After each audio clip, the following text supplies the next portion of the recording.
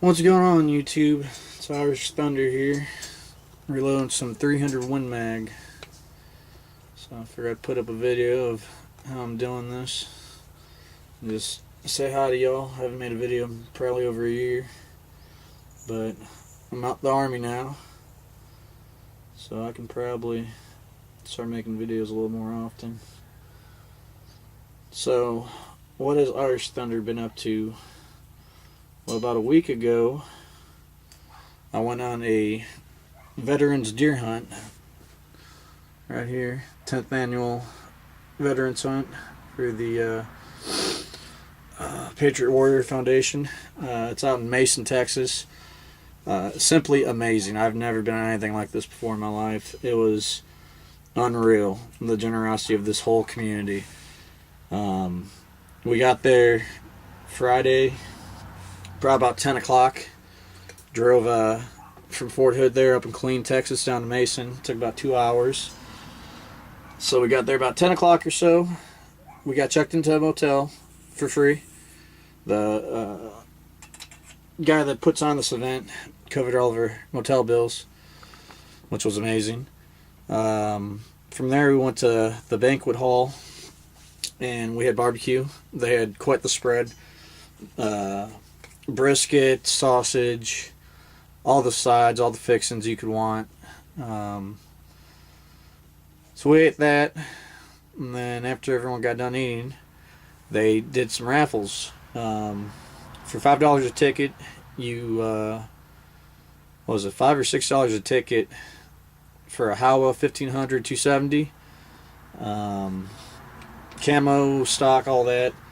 That was $5 a ticket, and then all the veterans got placed into a raffle for a Benelli R1 30-06 camo stock with a Leopold scope. And I want to say the combo itself was about a $1,900 combo. Didn't cost us a thing to get in the raffle on that. And that was raffled off for free. Dude wanted, they actually runs one of his own veteran foundations. He takes people out shark fishing and stuff like that, vets and wounded warriors and whatnot. So I don't think it could have gone to a better guy. But we did the raffle. Then afterwards, after that, there was about 50 veterans there, Army, Air Force, and I think there's 4 or 5 Marines there. But after the raffle, they got us hooked up with different landowners. So we got, hooked up, introduced to who we were going to be hunting with. And then my buddy and I ran over to our motel room, got changed in the hunting clothes, grabbed our rifles, whatnot, and head back to the banquet hall. And we followed him out to his property. And where we were hunting was probably about 30 minutes outside of town. So it wasn't bad, though. Dude owns about 30,000 acres. I forget the size of land that we were hunting on, but it was a good bit. But we got out, and I want to say we're in the blinds about 3:30, 3:45.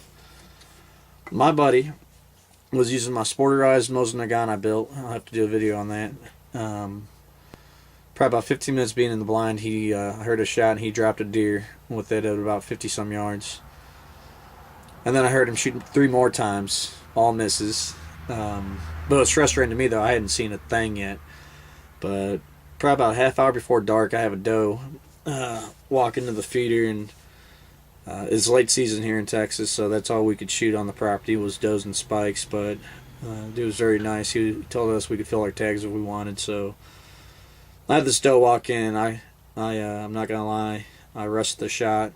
She was kind of heading straight on with me, so I had my 300 Win Mag and I put the crosshairs right on her neck, her throat, and I pulled the shot, so I missed her. But afterwards, I looked for blood, didn't find any. Looked for about a good half hour all around the area. Didn't see any signs of a hit, so at least I didn't wound her.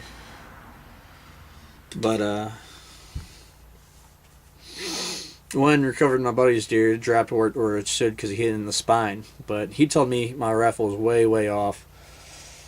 So we gutted his deer and hung it up, went back, the motel for the night. Went out the next morning, met up with the landowner about 5:30 in the morning, drove out there with him, got in our blinds, and I was in my blind for 20 minutes, half hour, and I had a 8-point and a doe walk out. So I put my crosshairs on her and dropped her. Actually, I didn't drop her. She ran about 20 yards. I'll include the photos in the video. Funny thing was, I shot with 301 mag. I shot her with these rounds right here, 150 grain core locks. Yeah, let's flip that so you can read it.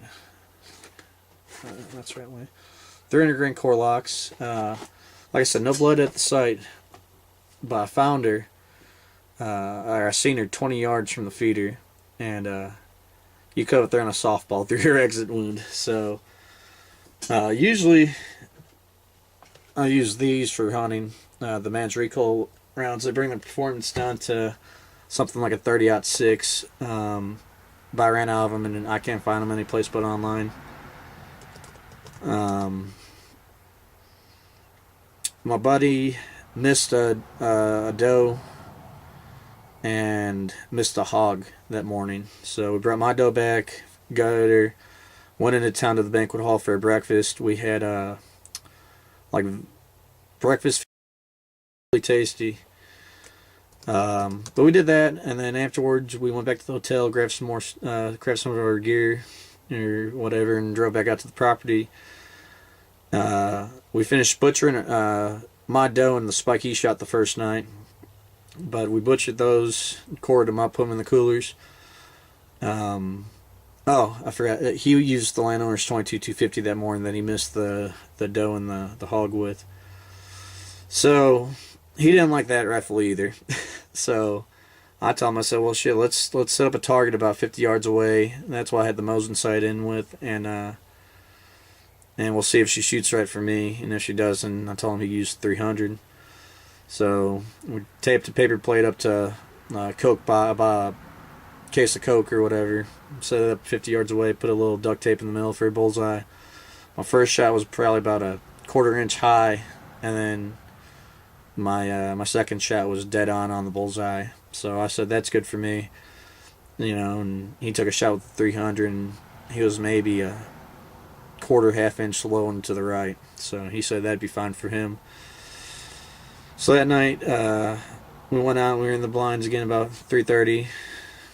Same blinds, we haven't moved blinds at all. You know, between Friday morning or Friday evenings and Saturday morning sun. So Saturday evening we're in the same exact blinds. 15-20 minutes, I got a doe that walks out.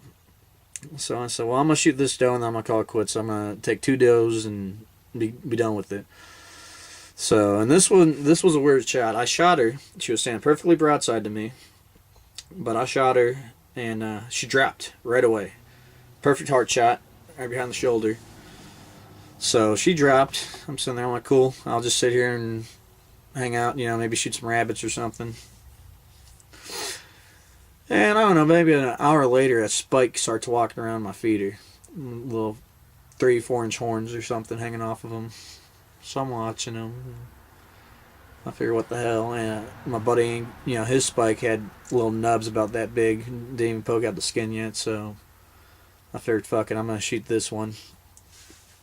So he's trotting. He's getting a little spooked from the dead deer, I think, on the ground, but he's kind of appearing, disappearing.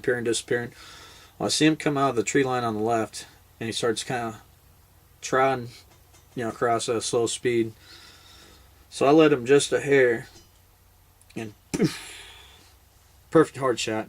See him buck up real high, take off running. So I got on out of my feeder, and I went and looked, and I see a little piece of his heart on the ground right where I hit him at. I look in the direction he ran off in, and I'm telling you, a blind man could have followed this blood trail. I mean, just think about taking a gallon of milk, you know, filling it with blood, poking a couple holes in it, and walking 60 yards in one direction, and, you know, that's what it looked like. So I found him, and I texted my buddy. I was like, hey, did you get anything? And he's like, yeah, I dropped a doe, you know. I was like, well, when you want to go in? I guess he didn't hear me shoot. So He's like, well, whenever you get a deer, it gets dark out. And it was getting dark in about probably 20, 30 minutes or so. Time I text him, and so I just, went out, picked him up, and he's like, "Did you get anything?" And I was like, "No, I didn't see a damn thing all night." All acting all mad. And we had taken the guts from the deer we had butchered that morning and put them in hog traps. And he's like, "Well, let's go check that trap behind your place. You're blind." So we went and checked it, and then I go, "Hey man, I forgot my damn bag at my blind." So we stop off there, and I'm climbing the ladder up into the blind, and I go, "Hey, there's a deer below my feeder." So he throws his rifle up and looks down there, and he goes, What the fuck?" I go, "What?" And he walks down there, and he sees the doe standing there, and he's like, "Oh, hell yeah, man, you got another one, blah, blah, whatever." And I go, "Yep." And I look over to where I shot the spike, and I go, "Hey, what the fuck's that on the ground?" And he's like, "Get the hell out of here." I go, "What is that?" He's looking, I go, "Is that a piece of a heart or something?" And he's like, "What the hell, man?" And I go, "Oh, look, there's a blood trail. Let's follow it and see where it might lead," And so we went and we found the spike and whatnot. And so he was a little mad. He's like, "If I'd known you had shot 2 deer, I would have stayed out longer. No wonder you came and got me so quick." But we dressed those out and quartered them that night and all that. And next morning, all we did was we went back out there, checked the hog traps, and drove home. So great, amazing trip. I mean, the generosity of this whole community. It took the whole community to put this thing together. All the landowners, all the food they prepared for us. This hat, the feed store there in Mason, Texas, embroidered these for us there, and I just can't say enough about the community there and what they put together for us vets. I mean, I've never seen anything like it. But anyway, so shot that doe with that 300 and cut there on a softball through her exit. So I'm doing up some reduced recoil loads myself. Well, I shouldn't say reduced recoil. I'm just going with the minimum starting load for this. But they're Sierra 150 grain Spizzlers. These are the rounds I'm using. And I'm using Winchester 760, loading it with 66 grains of powder. See how that shoots. My Remington 700 is pretty accurate, so it's not really fussy about bullets. So hopefully it shoots all these well. I don't really want to use 300 to shoot another deer, but if I do, I figure I'll load up some 150 grain loadings, some light loadings to see if I can get some more meat off the deer I shoot, instead of wasting whole shoulders and everything. But so that's what I'm doing, and then after that I've got, I don't know, that's 300. I don't know, I've got maybe 17 7.62 by 54R rounds I can reload, and I've got the die for those, so I'm just gonna probably do 3 of each, or three loadings, go up a half grain at a time, shoot a group, and see how it shoots. But I was very happy with my Mosin and my Scout. It when hands that could shoot straight, it dropped 2 deer with perfect hard shots. So well, that's about it, guys. So hopefully be looking out for more videos from me, and I'll catch you later. So y'all shoot safe. Bye.